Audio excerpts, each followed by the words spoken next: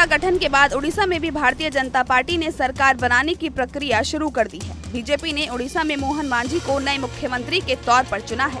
उड़ीसा में भी बीजेपी ने एक नए सीएम और 2 डिप्टी सीएम का फॉर्मूला लगाया है। उड़ीसा में 2 डिप्टी सीएम होंगे, जिनमें से एक महिला है। प्रवृत्ति परिडा और केवी सिंह देव राज्य के डिप्टी सीएम होंगे। उड़ीसा में हाल ही में हुए विधानसभा चुनाव में बीजेपी ने बहुमत का जादुई आंकड़ा हासिल करते हुए नवीन पटनायक की बीजू जनता दल को सत्ता से बेदखल कर दिया। नवीन पटनायक साल 2000 से लगातार 2024 तक राज्य के मुख्यमंत्री रहे।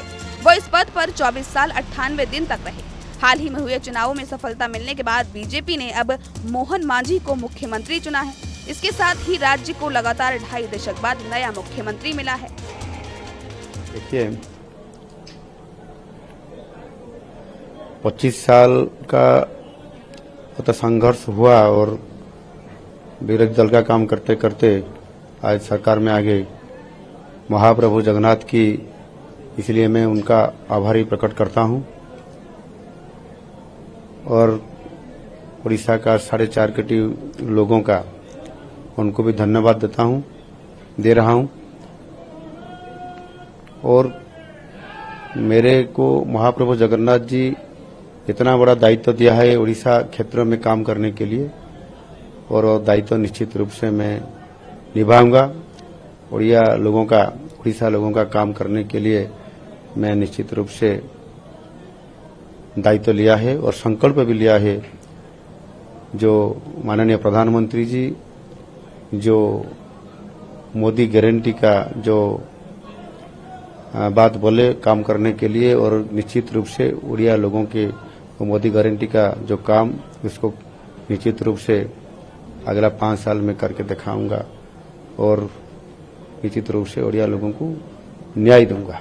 सर, आपने आज एक ट्वीट करके कहा कि भाजपा ही है और मोदी है, जिसमें आपके जैसा एक साधारण कार्यकर्ता का भी सीएम बनना संभव है। निश्चित रूप से देखिए, हमारा भाजपा का ऐसे विचारधारा अभी काम कर रहा है।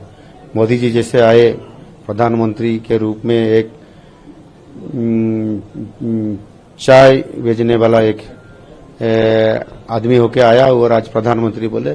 मैं भी एक साधारण परिवार से ही आया हूं, गरीब परिवार से मैं आया हूं और आज निश्चित रूप से वो भाजपा में संभव है। जो काम करेगा लोगों का सेवा करने के लिए, जो संकल्प लेगा, निश्चित रूप से वो पार्टी उनको सही पद पर, सही जगह में, सही टाइम पर वो निश्चित रूप से दायित्व देगा। वो बात आज सफल भी हुआ और आज मैंने भी जैसे एक गरीब परिवार से आते हुए काम करते करते निश्चित रूप से हमको मेरा विधानसभा काम करते करे मेरे को सारा उड़ीसा का काम और जिम्मेदारी मेरे को मिला।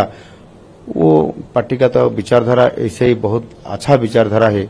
इसमें से लोगों का, गरीब लोगों का काम करने का निश्चित रूप से जो हमको दायित्व मिला, वो काम हमने अगले 5 साल तक में करते करते निश्चित रूप से लोगों का विकास धारा बढ़ाते हुए उनको न्याय दूंगा और लोगों का काम करूंगा।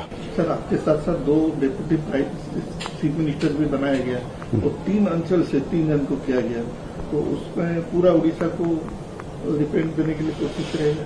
निश्चित रूप से आप देखिए, पश्चिम उड़ीसा से लेकर पूर्व उड़ीसा और उत्तर उड़ीसा और केंद्रीय मंत्री भी ऐसे दायित्व पार्टी ने दिया जैसे कि पूरा उड़ीसा को, सारा उड़ीसा को काम करने के लिए जो हमको आज डबल इंजन का सरकार आ गया।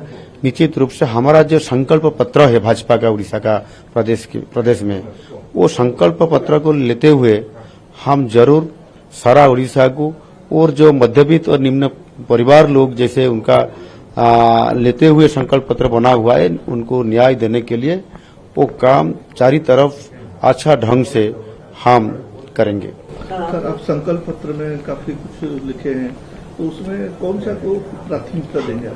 प्राथमिकता हम देखिए, वो जो सुभद्रा योजना हमने लिए ना। मोहन मांझी आदिवासी समाज से आते हैं और बीजेपी ने उन्हें मुख्यमंत्री बनाते हुए इस समाज में अपनी पकड़ मजबूत करने की ओर भी कदम उठाया है।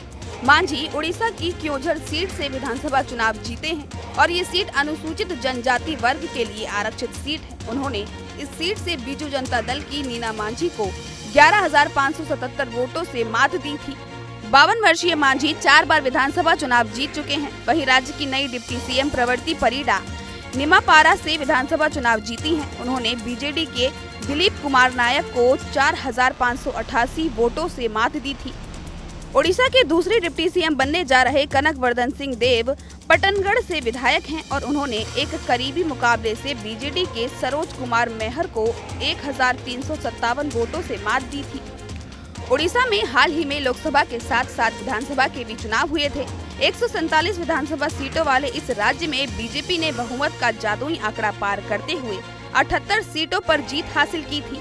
वहीं 2.5 दशक से सत्ता में काबिज बीजू जनता दल महज 51 सीटों पर सिमट कर रह गई। कांग्रेस को 14 और कम्युनिस्ट पार्टी ऑफ इंडिया मार्क्सवादी को 1 सीट मिली। उड़ीसा में इस बार 3 उम्मीदवार निर्दलीय भी चुनाव जीते थे। आपको हमारा ये वीडियो कैसा लगा हमें कमेंट कर जरूर बताएं। देश दुनिया और यूपी उत्तराखंड की हर छोटी बड़ी खबर के लिए जुड़े रहिए हमारे साथ और देखते रहिए न्यूज़ स्टेट।